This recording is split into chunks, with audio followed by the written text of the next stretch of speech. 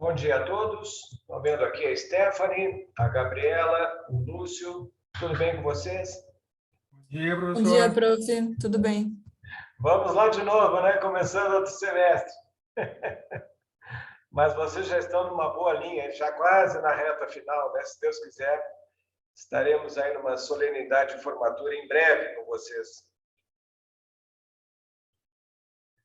Amém, né? Amém. Amém, Lúcio. Bem, Acabamos com a pandemia e vamos formar. Foi maravilhoso. mas sabe que agora, assim, eu tenho a formatura do meu filho sexta agora, dia 6, agora sexta que vem, e vai se formar também pela faculdade nossa aqui, né, nessa escola de Direito, e sabe que há uma abertura aí, né, no sistema de formaturas. Então temos um sistema que ele vai comparecer na solenidade física mesmo, né, então, claro que com restrições, são apenas 3 pessoas da família para cada formando que vai poder estar presente, então algumas restrições, mas bem interessante já essa flexibilização, né, que já traz aí alguma luz no fim do túnel para nós, se Deus quiser, né, que era aquele sistema que Lúcio até mesmo conhece, que era o sistema da atividade pelo sistema de videoconferência e tudo mais. Então agora tem essa flexibilização, então dá para se fazer pelo... Bem-vindo, Gabriel, estou vendo tu chegando aqui também. Quem mais? Bom dia, professor, tudo certo? Oi, Gabriel, tudo bem? A Larissa chegando também. Então aí, as coisas vão se flexibilizando, as coisas vão se abrindo, né, com essa nova fórmula aí de vida que nós temos. Infelizmente, a gente tem que levar, né, isso, claro que com a necessária seriedade, mas também com uma certa alegria aí, que a gente, enfim, vai superando obstáculos. Isso é da vida, isso nos faz crescer, evidentemente. Que bom que as coisas são realmente, às vezes, difíceis, porque são sempre lições que a gente aprende, muito mais no direito, né, nessa nossa vida, a nossa rotina, tanto como advogados, como promotores, enfim, juízes, sempre com dificuldades, sempre com obstáculos, e, por que não, também os alunos, né, com as suas dificuldades. Então, eu deixo a todos já, inicialmente, bem-vinda, Júlia, chegou a Viviane também, a Larissa já tinha saudado, a Paola chegou também. Então, bom dia a todos. Faço aqui, então, já começando, a nossa saudação inicial, dizendo da minha alegria, né, em começar novamente o semestre com vocês, com a nossa reflexão sobre a vida, né, nesse momento tão complicado que a gente vive, mas que já aos poucos a gente vai encontrando aqui uma certa abertura, né, nesses estudos últimos que nós tivemos. Já estamos entrando aí já no 4º semestre, praticamente, de atividades, enfim, a internet, pelo ensino à distância e tantas outras coisas que a gente tem vivenciado, né, nas nossas dificuldades. E por conta disso, a gente vai sempre se adaptando. Muitos de vocês, eu estou vendo aqui, já foram meus antigos alunos, né, minhas antigas alunas. Quero deixar, então, meu carinho, né, em tê-los aqui novamente. E aqueles que ainda não me conheciam, fica, então, o meu abraço, né, nessa recepção que a gente tem que fazer sempre como um verdadeiro momento, né, de início de toda uma atividade, para que ela seja sempre coroada por esta receptividade mútua, né, com respeito, com carinho, com atenção, principalmente a cada um de vocês que eu tenho, já os que já me conhecem, sabem da minha vontade em sempre estar ajudando, né, jamais prejudicar alguém, absolutamente, mas sempre tentando ajudar diante da circunstância que a gente vive, diante das vicissitudes passadas, que cada um de vocês sabe bem melhor, né, do que qualquer outra pessoa, do problema de cada um. Pode alguém com um problema de saúde na família, ou a própria saúde, problemas de internet, problema de conexão, enfim, a vida agora tem que ser mais interpretada em prol da outra pessoa, né? Por essa respeitabilidade mútua que eu tenho sempre ajudado, né, muito mais do que se pode pensar na forma, embora à distância, né, na forma até de empurrá-los, né, de ajudá-los, né, na medida do possível, com estas atividades nossas. Então, nossa saudação nesse momento é de que tudo se congregue, né, para o favor de vocês, para o galgar de vocês nessa escadaria chamada Escola de Direito, né, com tantas disciplinas, tantos obstáculos. Então, por isso que eu quero que vocês contem sempre comigo. Já deixo de cara aqui para vocês o meu e-mail, e depois eu vou botar no quadro de avisos. O meu e-mail particular, não é o e-mail da instituição, que eu praticamente tenho dificuldades de acessá-lo, que é LG, Luiz Gustavo, lgmadeira@andradeMadeira.com.br. lgmadeira@andradeMadeira.com.br. Por aí vocês podem se comunicar comigo, podem se comunicar também pelo quadro ali de participações, né, particular também, no sistema do Moodle. Também eu sempre estou ali, no máximo 24 horas eu demoro para responder as perguntas ou alguma dúvida, enfim, que vocês possam ter a respeito da matéria, também a respeito de notas, a respeito de como vai se proceder determinada situação. Tá bem? Então, ficamos nessa comunicação. Fiquem bem à vontade comigo.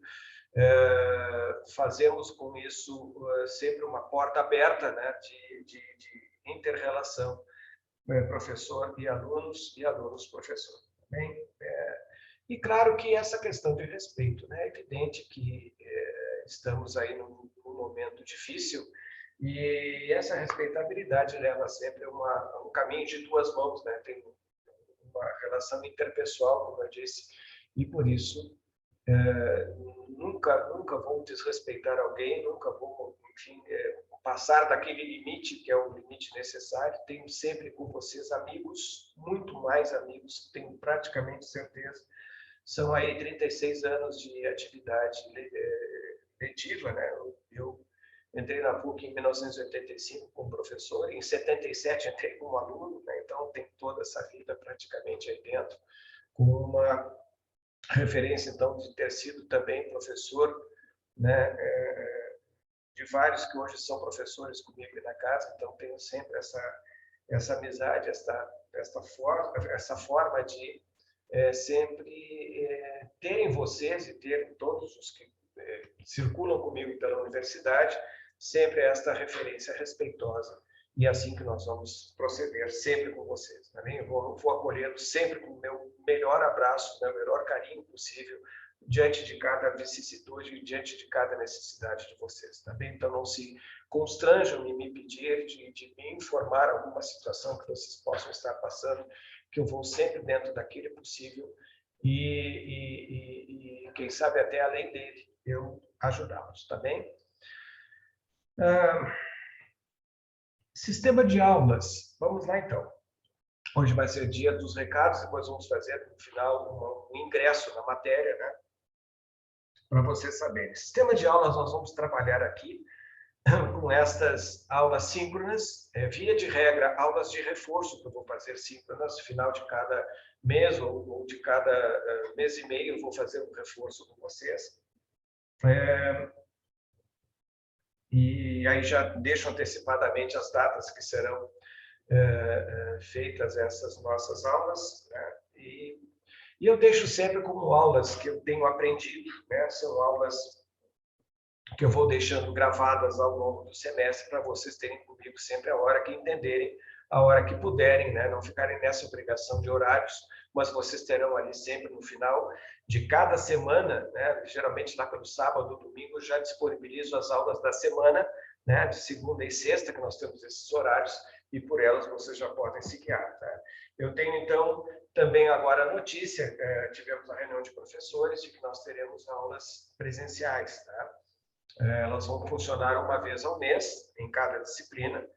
Quem quiser, não é obrigatório, obviamente, participar vai se inscrever no sistema, então, e a gente vai ver da necessidade desta aula presencial, né, que teremos, então, nas salas da PUC, que já estão preparadas, serão aulas também gravadas, então vocês não precisam participar se não quiserem, vocês simplesmente já podem pegar a aula gravada e já terem a referência, né, de conteúdo através desse sistema.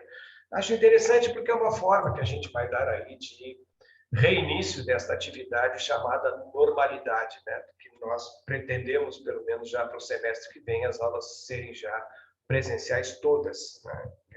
Pelo menos a nossa expectativa que não haja um avanço da variante Delta ou Beta, agora que também é outra que já está vindo aí, a gente fica também preocupado, né? Os professores já vacinados, né, pelo menos muitos deles na primeira dose, eu já pela minha idade já estou na segunda, então já passei por esta blindagem, então não teria problema. Mas, então fica aí o convite para aqueles que desejarem assim participar dessas aulas presenciais, que vocês serão logo aí intimados, vamos dizer assim, para ver se tem interesse ou não dessa presença. Tá bem? Mas vejam como é já um avanço, é um sinal de que estamos então já voltando à normalidade. Nós temos também, além das aulas gravadas e as aulas síncronas, nós teremos material de apoio. Sempre, cada vez que aparece um ponto novo, eu deixo ao final do ponto dado, eu deixo o material de apoio. Tá? O material de apoio significa que uma literatura, uma jurisprudência, né? Os julgados, né?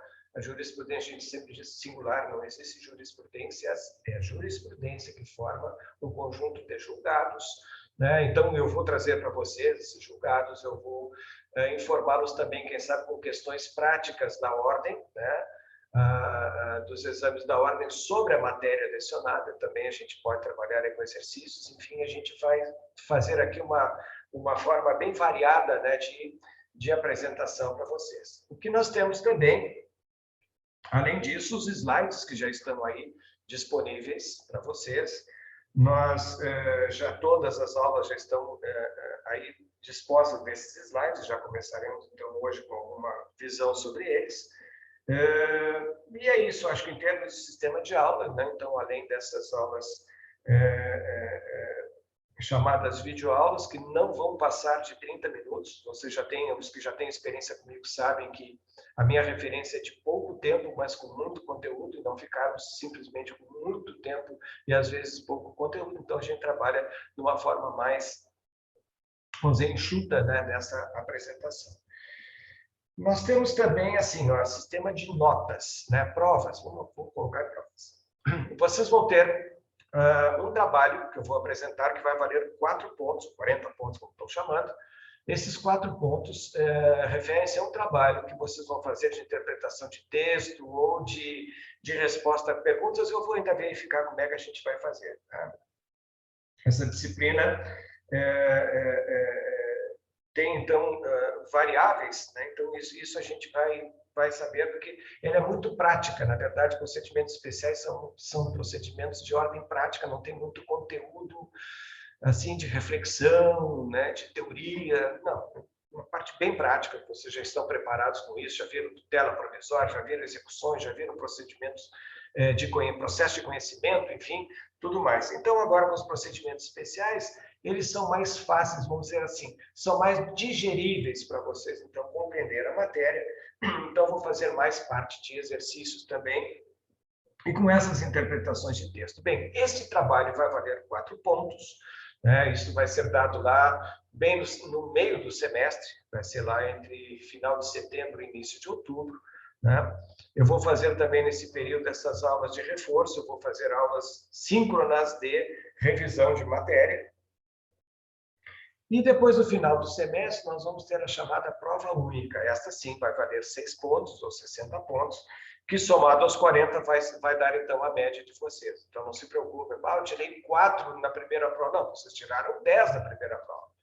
Porque na primeira prova, 4 significa o máximo, né? Então, não se preocupem, que eu recebi muitas perguntas no semestre passado e retrasado sobre isso, né? Dizendo, poxa, mas eu tirei 4. Não, tirou 4 na primeira, tirou 10. Exatamente a gradação desta pontuação que vocês terão.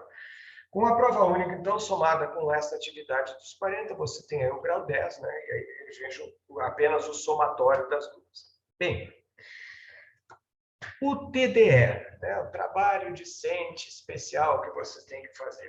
O TDE, ele se presta com uma atividade paralela, obrigatória não é, né? Mas que vai, como já sabem muitos que foram meus alunos, já sabem que esta atividade do TDE é uma atividade de prática.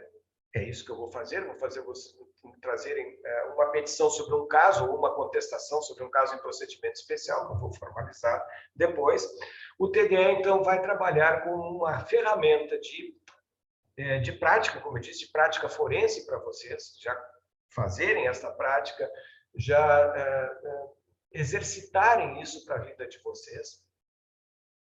E, ao mesmo tempo, se porventura, e aí vem o segundo lado bom do TDE, se porventura faltar nota para vocês, eu vejo, por exemplo, o Lúcio, a Stephanie faltaram notas. Então, para esses dois, vou lá, fizeram o TDE, fizeram. Então, tem 2 pontos a mais, né? Ou 1 ponto, vai significar aquilo que falta para a complementação de nota para serem aprovados. Então, o TDE vai valer como nota, tá? E, nestes casos, nota de apoio não vale nota se o aluno já está passado. Então, é apenas uma nota de apoio. E isso, evidentemente, brinda, congratula a participação de vocês. E, com isso, eu sempre vou levar em consideração este esforço, este empenho de cada aluno, que fizeram ou que vem a fazer esse trabalho do TDE, que vai valer, então, como reforço. Tá bem? Então, ficamos assim. Não precisar do TDE, muito bem, mas se fez, ótimo, porque aprendeu, fez a sua prática, estabeleceu aí o seu conteúdo. Então, com isso, eu já deixo, então, claro também o aspecto da bibliografia, que é bastante importante, vocês têm sempre esta vontade de saber. Bem, lá no conteúdo programático, que já está no Moodle, já disponibilizei ontem, ou sábado, enfim, já deixei para vocês ali a bibliografia que é a normal e a complementar. Não sou um professor de indicar a obra esta que eu tenho que ser... Não. Eu indico a vocês o seguinte: a obra boa para vocês é aquela obra que vocês compreendem o autor. A obra boa é aquela que eu li e recebi a mensagem. Essa é a melhor obra. Não adianta o professor dizer, olha, tem que ler aquele fulano, porque o cara é bom. Não. Ele pode ser bom para mim, mas pode não ser para vocês. Pode ser compreensível para o professor, mas não seja compreensível ainda para o aluno, que recém está querendo decolar da pista, desse aeroporto chamado direito. Então, é claro que vocês têm que se dar conta de que aquele autor tem que chegar a vocês e dizer o que deve ser dito de forma compreensível, palatável, receptível. Eu li e entendi. Esta é a ideia de um bom autor para vocês. É claro que não vão pegar um autor qualquer, tem que ter algum autor de referência, Eu cito, e claro que vale como exemplo, o Cássio Scarpinella Bueno. Ele agora tem aqui a sua última versão, que é este Direito Processual Civil no seu manual.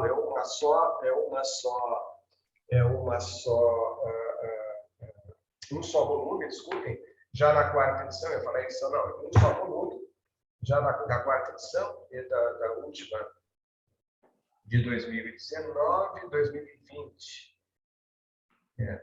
2020. Então, fica essa referência. Apenas eu acho um bom autor, é um autor didático, extremamente didático, de uma compreensão bastante razoável. Cara bom. E é uma obra única, um volume único de todo o processo. Começa lá da teoria geral e vai até o final, com para mim, uma grande referência de obra. E também tem dele o curso de processo civil inteiro, então aí vai por tomos, por volumes, enfim. Bem, então, gente, eu acho que de comunicação seria isso. E também eu tenho, assim, de como vocês vão se comunicar comigo, já disse o meu e-mail, vocês querem também o Facebook, serão sempre bem recebidos, meus queridos amigos do Facebook, que só o Facebook não se usa muito para informações de graduação, professor, quando é que vai ser a minha prova e tal?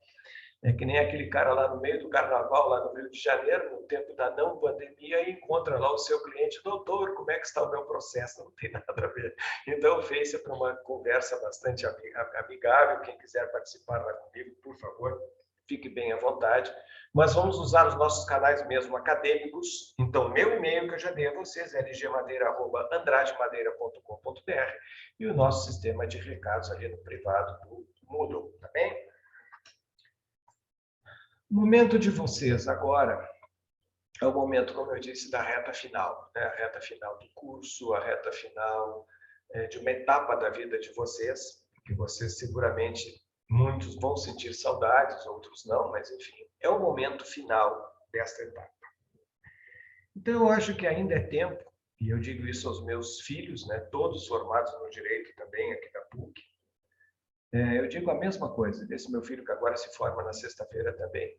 O que eu digo para vocês, para eles, eu digo para vocês, é que vocês têm que tomar conta deste momento final como um momento de abraço a esta carreira de vocês. Não importa o que vocês sejam, mas agora é o momento de abraçar esta academia, que é a Faculdade de Direito, é a nossa escola de direito, abraçarem com carinho aquilo que vocês estão recebendo de informações.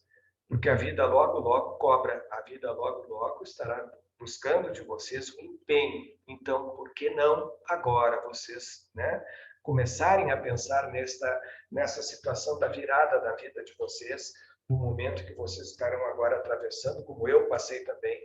Eu me lembro quando eu me formei, eu digo: meu Deus, está aí agora, o que eu vou fazer da vida? Né? E isso é de cada um, é a nossa grande pergunta, a nossa grande angústia, né? Nossa grande dúvida que nós temos no momento da nossa formatura.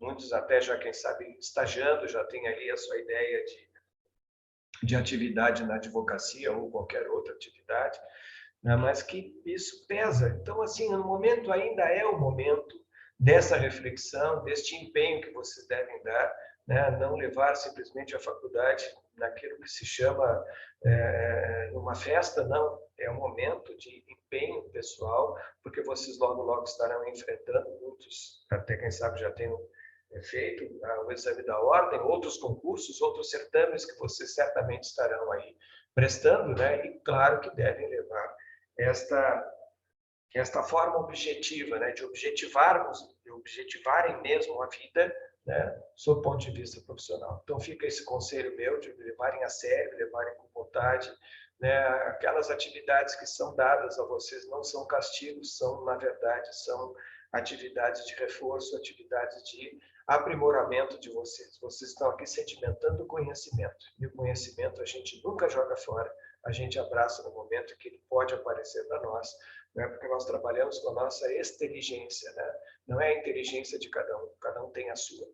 O que é a inteligência é isso que vocês estão fazendo, o que vem de fora para dentro de nós. É isso que nós temos que pegar, cada palavra, cada sentido. Eu agora dizia para outra turma, o que as palavras dizem, busquem na origem das palavras as coisas, né? Eu dizia agora há pouco para outra turma, vejam a palavra desembargador, todo mundo tem aquilo para desembargador, cara, ninguém sabe praticamente o que significa a palavra, né? O desembargador tem a função de desembargar, o que é afastar os embargos das decisões. Qualquer recurso hoje é um embargo a uma sentença, qualquer recurso de agravo é um embargo a uma decisão interlocutória. Os embargos declaratórios. E o desembargador desembarga, ele faz exatamente por arredar aquele embargo que a parte colocou, acolhendo, dando provimento ao embargo dela, ou negando o provimento, isso que o desembargador vai fazer. A interlocutória mesmo, agora acabei de falar da decisão interlocutória. Por que interlocutória? Porque é uma interlocução entre parte, juiz, juiz-parte. Vejam, não estou falando partes, estou falando parte. Excelência, eu quero uma prova. Então, essa é a minha locução com o juiz. E o juiz responde: indefiro, doutor Madeira. O que eu tenho aqui? Uma interlocução. E esta decisão interlocutória, reta, direta, feita entre parte, juiz, juiz-parte, exatamente, cria a decisão interlocutória que vai fazer com que a parte, assim não satisfeita com aquele ato decisório, ofereça um agravo instrumental devido contra aquela decisão, que lhe é hostil. Então, É isso que eu digo. Então, é o momento de vocês, é o momento do congraçamento de vocês com a vida profissional que logo, logo estará ali de braços abertos esperando a todos. Então, eu deixo essa mensagem, a mensagem que eu deixo aos meus filhos, me permitam que eu também os aconselhe a este momento, assim como eu tenho feito com todas as turmas neste primeiro encontro. É sempre uma agradável manifestação, né, de receber de vocês a escolha da disciplina e deste professor, mas também é importante que este professor os advirta, faça como aquele avô orgulhoso, né, que poderia olhar nos seus netos, ou o pai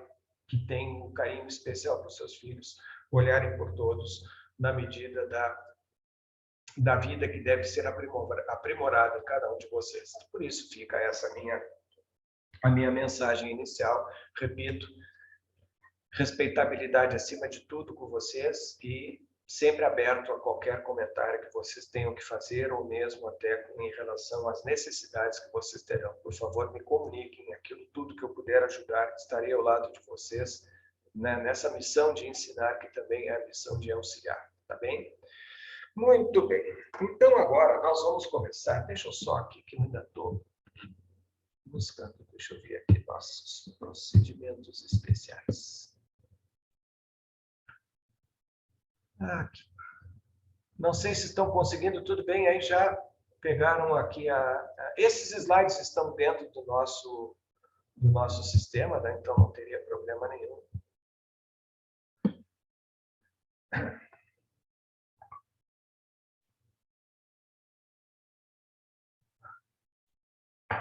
Eu jamais começo uma atividade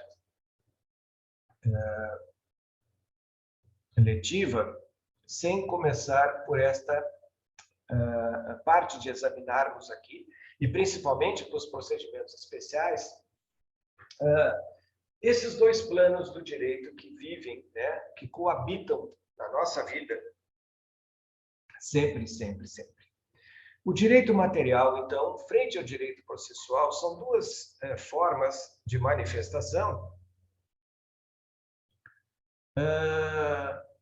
em que o direito material estabelece normas de comportamento social e individual, né? Eu para com a sociedade para comigo, e evidentemente que estabelece, então, ali aquilo que se chama de pretensões de direito material, né? Na medida que haja algum direito a ser buscado, a ser pretendido, eu tenho nesse direito material, então, a regra de conduta. Como eu digo sempre para vocês, aqueles que principalmente já foram meus alunos, que eu venho manter de novo com isso. Gente, isso aqui é base, e vai ser a base também para o procedimento especial, quando eu digo o direito material está consolidado em regras de direito material. Né? Regras em que nós temos, por exemplo, o Código Civil, o Código Penal, né? Que nos dá regras também de comportamento na sociedade, dentro daquele chamado comportamento comum, dentro daquela regra de comportamento que se diz plena para que se tenha uma sociedade mais justa, mais, enfim, respeitosa entre todos. E essa regra do direito material, ele estabelece, portanto, como eu devo me portar, como eu devo me comportar dentro do sistema social. Na medida que esta regra ela é ofendida, ela é desprezada, como, por exemplo, alguém causar dano ao patrimônio de outra pessoa, eu tenho aqui a regra ofendida, a regra, portanto, mal ferida deste direito material, que vai ser, então, objeto, evidentemente, de uma pretensão daquele que foi ofendido, daquele lesado em seu patrimônio, de buscar de outro, aquele causador do dano, a devida reparação. Então, isso é o direito material. Eu posso simplesmente, na medida em que eu sou molestado, né, lesado no meu patrimônio, eu posso simplesmente buscar do causador do dano a devida reparação de uma maneira direta. Eu chegar lá na casa do camarada, descobrir, pegar o meu advogado ligando para ele, escuta, vai pagar o dano, não vai pagar? Eu posso notificá-lo extrajudicialmente também, constituindo ele em mora na obrigação de me pagar aquele dano causado. Então, eu posso tomar medidas, mas vejam, medidas de maneira ainda extrajudiciais. Então, eu ainda estou num plano do direito material, daquele chamado agir material, em que eu busco, claro que sem o uso ou emprego de força, que aí seria autotutela, mas eu posso simplesmente agir de forma a definir a minha conduta dentro dos limites da razoabilidade, da proporcionalidade dos meus atos, da minha conduta frente àquele que eu estou buscando a devida reparação. Se eu não tenho este êxito diante do meu interlocutor, do meu devedor, entre aspas, ainda não é devedor, simplesmente contra ele estou ainda agindo no plano material, meu advogado não conseguiu, os meus recados não foram atendidos, a minha notificação restou inexitosa, então, várias situações dessas, aí sim eu vou buscar o que se chama o direito processual. E neste outro slide, nós vamos ver exatamente isso. O direito material, até aquela chamada ação de direito material, que vai carregar o quê? O meu direito material subjetivo, está ali na frente, o primeiro deles. O direito que eu penso ter. O direito que eu tenho, o direito que eu alego, o direito que eu pretendo, o dano reparado. Houve lesão, eu quero reparação. Isso é o direito material meu subjetivo. Aí eu vou ter a pretensão de direito material, que é o meu pensamento de agir. Tá, eu tenho direito material subjetivo, mas eu posso não querer. Eu posso não pretender. Enfim, foi tão leve o dano que eu não vou me incomodar. Né? Esses tempos me deram uma batida no meu carro, isso aí é sério. Foi tão pequeno o dano que eu digo, eu vou entrar em juízo, deixa, mandei pagar lá, eu mesmo orçamento, mandei, pronto. Então, eu não tive pretensão de direito material, mas eu tive direito material subjetivo. Se eu quisesse cobrar aquela pessoa que me causou o dano, eu teria também a pretensão de direito material e logo agir no plano material. Por exemplo, mandar o meu corretor de seguros para cima do devedor, do causador do dano. Eu poderia mandar o meu advogado ligar para ele. Eu poderia notificá-lo extrajudicialmente, constituindo-o em mora para o pagamento do dano, levando a ele orçamentos e tudo mais.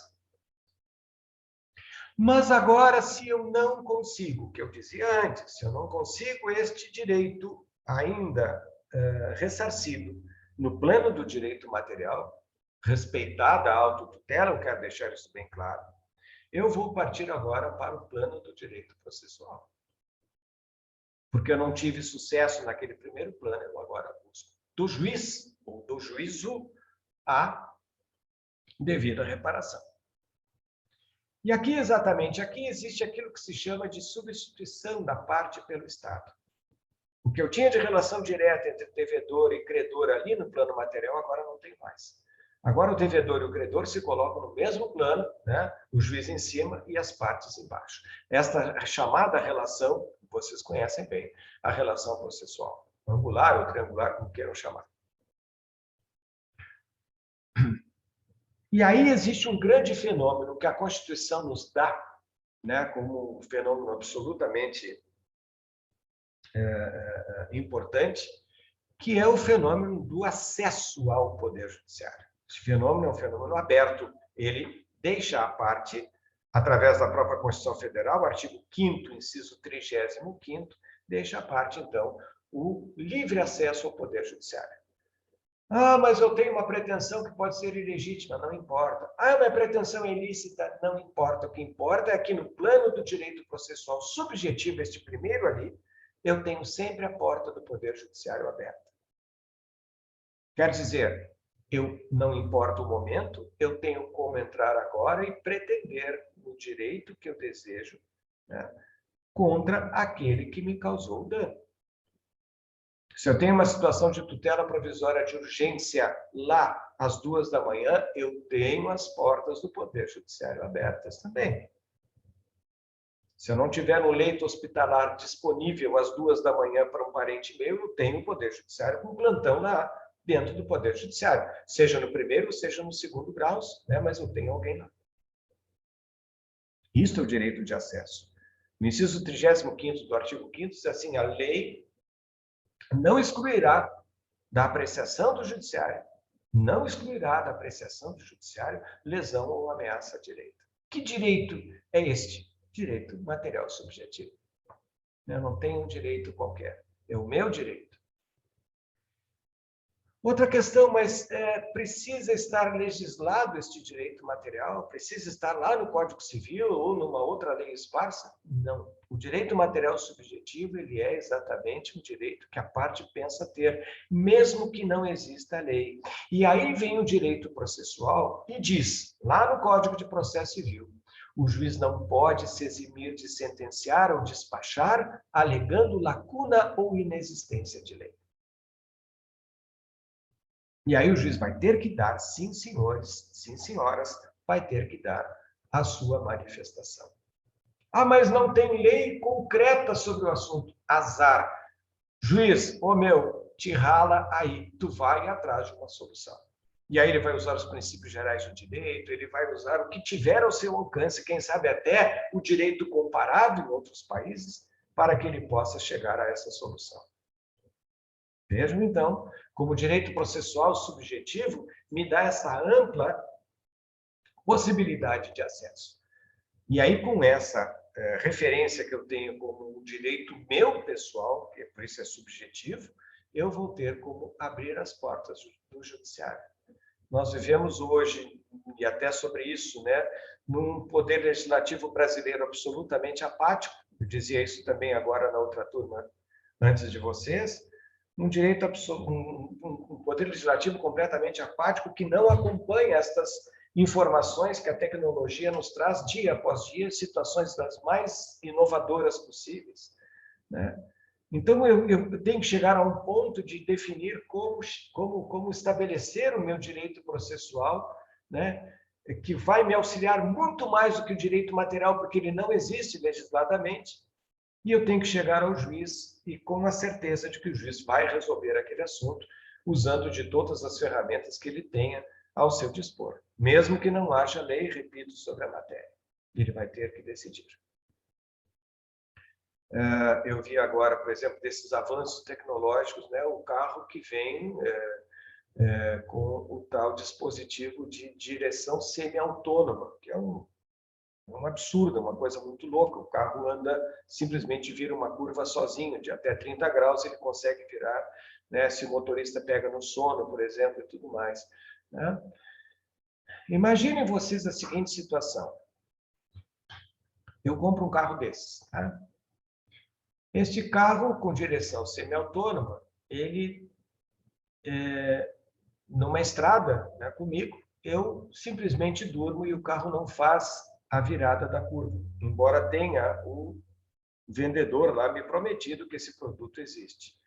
Esse sistema até funciona como um radarzinho que tem ali na frente do carro, fica geralmente embaixo do espelho retrovisor interno, e esse radarzinho capta as listas das estradas. Então, aquela lista contínua ou lista não contínua, ele está captando e está colocando o carro no meio daquele, vamos chamar, trilho, né, que ele mesmo observa. É um sistema bastante interessante. Mas vamos lá que eu tenha dormido e não tenha funcionado tal sistema esse. E eu tenha me espatifado com o carro e não tenho mais outra solução que não buscar, né, os meus devidos direitos por esta reparabilidade aí do dano.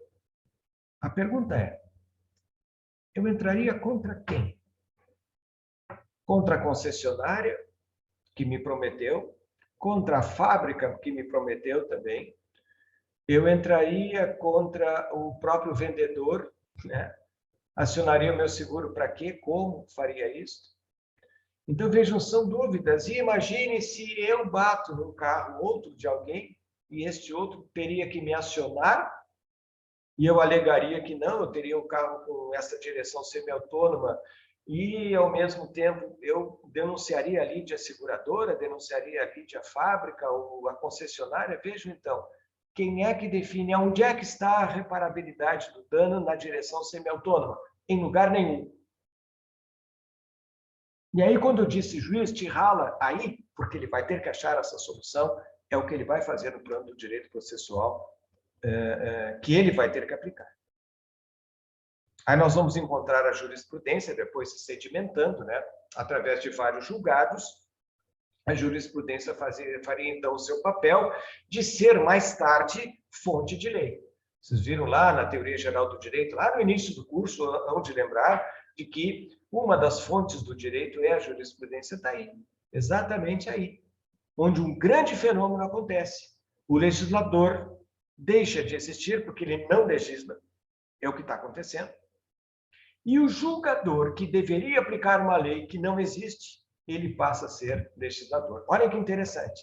Então, o julgador, o juiz, que deveria aplicar uma lei que não existe, ele vai se fazer, às vezes, de legislador. Ele vai ter que ditar o direito, né, diante de uma lei inexistente. E, com isso, ele vai criar, então, o precedente, vai cristalizar isso aqui, sedimentando com outros atos de julgamento que usaram aquele precedente, então, sedimentando uma jurisprudência sólida, e com a jurisprudência se sabe a fonte da legislação, não a única, é verdade, mas a jurisprudência como fonte legislativa, né, que vai trazer mais tarde uma lei. Né? Basta ver, por exemplo, que na nossa história a união estável ela começou de decisões pretorianas, ela começou de decisões nos tribunais, os tribunais, principalmente no estado do Rio de Janeiro. A união estável nasceu disso. Né? Depois foi coroada na Constituição de 88 como uma regra até constitucional de reconhecimento do Estado nas relações estáveis. Né?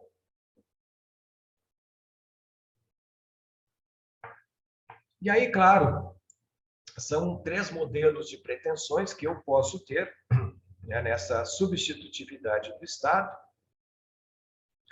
Quando eu tenho ali, na parte inferior do slide, né, a pretensão de ação de direito material e as suas respectivas cargas, né? Que eu quero apenas uma declaração, por exemplo, declarar em juízo, que o Poder Judiciário declare que eu já recolho as condições, já reúno as condições de aposentadoria, por exemplo, contra o INSS. Uma mera declaração dizendo, não, Madeira tem condições de se aposentar, ou não tem. Aí eu não tenho nenhuma atividade de cumprimento de sentença. A sentença declaratória basta no que ela declara, ela se basta nela mesma. Né? O mesmo eu vou dizer da constitutiva, a que constitui ou desconstitui um direito, né? A que constitui a relação de filiação entre pai e filho, numa investigação investigatória de paternidade, ou aquela que desconstitua um casamento, quando se decreta o divórcio do casal. Eu tenho nada, absolutamente, na Constituição ou desconstituição, também a atividade judiciária se esgota aí. A única que vai se prorrogar seria a atividade de pretensão condenatória. Quando eu tiver uma sentença condenatória com base na minha pretensão de direito material condenatória, para condenar a me pagar, o réu me pagar, aí eu vou ter, então, a força de uma formação obrigacional. Fazer, não fazer, entregar coisa certa ou incerta e, finalmente, pagar quantia. E aí eu vou ter, então, na condenação, eu vou ter esta carga absolutamente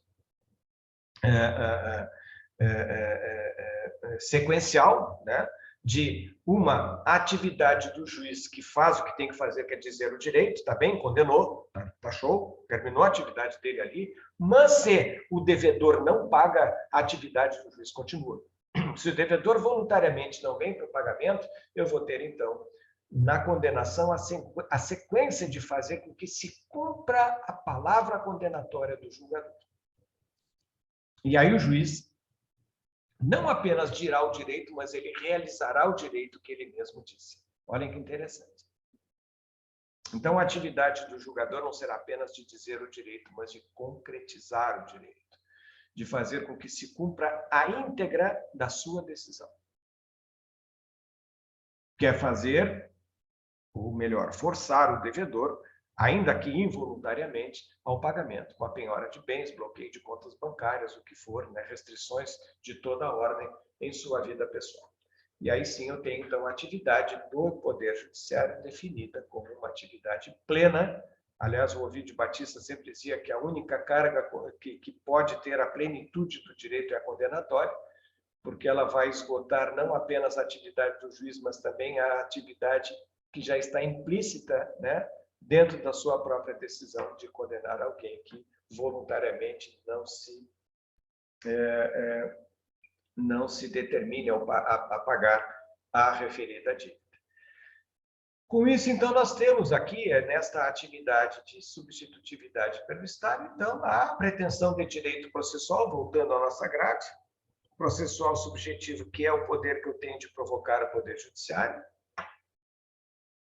a atividade na sequência, que é a pretensão, eu desejo entrar em juízo, e aí eu procuro um advogado, isso tudo é uma pretensão, então é um ato preparatório, é um ato pré-processual, a verdadeira ação.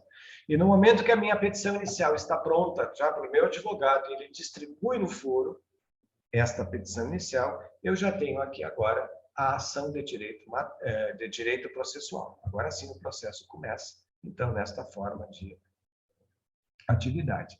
E já orientando sobre isso, muitos de vocês já viram comigo, em outros semestres que foram meus alunos, minhas alunas, né, a questão que eu não deixo de dizer em relação à compreensão do processo no seu próprio conceito, né, em que se trabalha, através dessa conceituação que eu venho criando há alguns anos, que o processo é instrumento, processo é legitimação e processo é pretensão.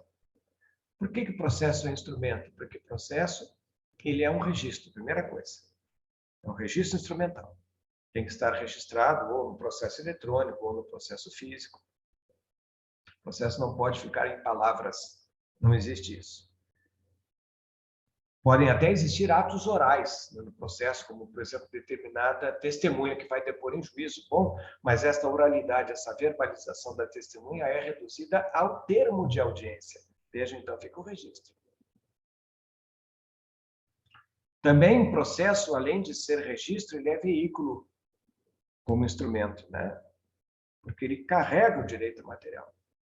Ele leva o direito material à frente. Imaginem, vejam vocês, o que adiantaria um Código Civil se nós não tivéssemos o Código de Processo Civil? Olhem que bacana. Aí, exatamente aí o exemplo. O que adiantaria um Código Civil que ficaria aquela coisa amorfa, parada, está dizendo, tá, tem que pagar, tá, mas como é que paga? Aqui está um instrumento que vai ser veículo do direito material. Legitimação, por quê? Porque o Estado chancela esta atividade. Nós temos um Estado juiz, o juiz que vai lá, que vai dizer, que vai definir, que vai, enfim, dar a palavra final através da própria coisa julgada, que ele mesmo vai criar através do trânsito julgado da sua decisão, né? Então, ele vai legitimar, ele vai chancelar, um carimbo do Poder Judiciário naquela atividade entre as partes. Então, o juiz ali, então, ficando naquela relação de superioridade, né? E até mesmo de definição, né, daquele direito que está sendo pretendido, por exemplo, procede ação, não procede ação, julgo provido recurso ou não provido recurso. São as questões de palavras que o Poder Judiciário vai lançar sobre o caso concreto. E, finalmente, a pretensão, né? Que eu afasto aqui de vocês a ideia de lide no conceito de processo. Vocês vão encontrar em várias obras, tudo é lide, pera lá, só um pouquinho. Nós vamos encontrar aqui nos procedimentos especiais, que já vamos começar já na próxima aula a estudar mais com afinco, um chamado tipo de jurisdição que se chama jurisdição voluntária. Jurisdição sem lide. Ora, o que é jurisdição voluntária? A jurisdição consentânea, a jurisdição amigável que eu tenho com a outra parte, que nem parte se chama, mas se chama interessado, vejam, Então, eu não tenho lide nessa parada. Eu quero me separar da minha mulher de maneira consensual. Nós vamos ver isso nos procedimentos especiais. E como é que eu vou dizer que, então, o conceito de processo tem que ter a palavra lide? Não, eu não quero brigar com a minha mulher, nós queremos uma separação absolutamente tranquila. Vai ter um marido interessado, vai ter a mulher interessada na separação ou no divórcio. Eu chamo isso de lide. Ah, mas se não tem lide, não tem processo? Tem, está aqui exatamente o exemplo. Eu vou dizer que foi o que aquela relação entre os interessados e o juiz. Não há partes, tudo bem, mas os dois são interessados e estão levando as pretensões de direito material. O divórcio, a partilha de bens, a guarda dos filhos, os alimentos, o nome da mulher que volta ou não ao estado de solteira. Ah, mas aí não tem processo? Tem processo, sim, senhor. Porque se não fosse isso, qualquer um faria. Vejam se é possível o escrivão lá do cartório, lá da tal zona, fazer a separação extrajudicial do casal com filhos. Não faz, não tem competência com menores. E mesmo sem lide, gente, haverá processo. O conceito de processo está aí exatamente isso. Leva não a lide, mas uma pretensão de direito material. O que eu desejo em juízo aqui está pretendido. Com lide ou sem ela. Litigiosamente ou amigavelmente. Então, pretensão vai definir, que pode ser, então, uma pretensão brigada ou uma pretensão não brigada. E com isso nós colocamos que o processo como sendo a instrumentalização, instrumento que legitima uma pretensão. Pretensão, obviamente, de direito material. E o que é o direito processual? Ora, o direito processual vai estudar como as partes se comportam, quais os prazos que elas têm, o que é necessário para uma petição inicial lá no artigo 319, como é que se faz a contestação, como é que se apresenta um recurso, quem é o juiz competente, qual o tribunal competente. Tudo isso é definido através do plano do direito processual, lá no Código de Processo Civil. É por isso que nós estudamos tanto o processo civil à luz do seu próprio código. Na próxima aula, nós já começaremos, então, com a nova topografia do código, onde é que se concentram os procedimentos especiais, né, com esta nossa visão particular, né, de como vamos começar, então, o nosso semestre. Muito bem. Voltando aqui com vocês, eu quero ver alguma questão, alguma consideração que vocês queiram fazer, são bem-vindos, bem-vindas, quaisquer opiniões também, por favor, fiquem à vontade. Ô, professor. Pois não, Lúcio? Bem, esse vídeo que você vai achar gravado durante o final de semana é pertinente também às aulas da semana, então, tipo, uma pré-aula, isso? É isso, porque depois nós fazemos uma aula, Lúcio, nós faremos uma aula depois complementar, aí sim, síncrona, de reforço. Nós vamos buscar tudo o que vimos. Então, por que eu faço isso? Eu tenho feito na medida de não obrigá-los aos horários. Então, vocês ficam à vontade com os horários, vocês podem me levar para janta com vocês podem levar para o final de semana tomando chimarrão na Redenção, está lá o Madeira com vocês de braços dados. Então, é esta forma que eu acho que é mais dinâmica, mais proveitosa, e vocês não estão naquela obrigação. Eu tenho feito dessa maneira. Algumas críticas eu tenho sofrido, é verdade, mas eu tenho recebido mais aplausos do que várias. Então, eu fico mais feliz por isso, tá bem? Eu acho que essa forma. Então, eu não vou deixar de ter nas aulas síncronas e também ter o espaço aberto para vocês com as dúvidas. Então, me escrevam, façam como vocês entenderem. E também nas aulas de reforço, que nós faremos ao longo do semestre com essa sincronicidade, né, evidente, para vocês também trazerem dúvidas do que for necessário trazer. Tá bem, professor. Obrigado. Obrigado, Lúcio. Outra questão? Então, aguardem apenas agora as orientações que nós teremos com as nossas aulas presenciais, né, que ainda já estão aí sendo elaboradas. Espero que logo, logo essas regras já estejam prontas aí, os nossos formulários também, já parece que já estão entregando hoje, para que vocês façam ali a declaração de interesse, se tem ou não, sobre a aula presencial, né? Uma aula por mês, que vai ter pelo menos comigo, né? Vocês então terão aí aula gravada também. Outra questão? Já são quase 11 horas, 5 para as 11. Então tá, gente, eu desejo a todos um grande semestre, contem comigo para aquilo que for necessário, diante das nossas necessidades, né? Eu também quero contar com o apoio de vocês sempre, porque estamos numa situação excepcional, né? E que vocês tenham aí sempre em mim a pessoa com que vocês podem contar, confiar também, para que aquilo que for necessário eu puder ajudar, tá bem? Um bom semestre a todos. Um beijo para as meninas. Um abraço. Tchau, prof. Obrigada. Tchau, obrigada. Muito obrigado. Fiquem com Deus. Tenham todos uma boa semana, um bom dia. Um ótimo semestre também. Obrigado. Obrigada.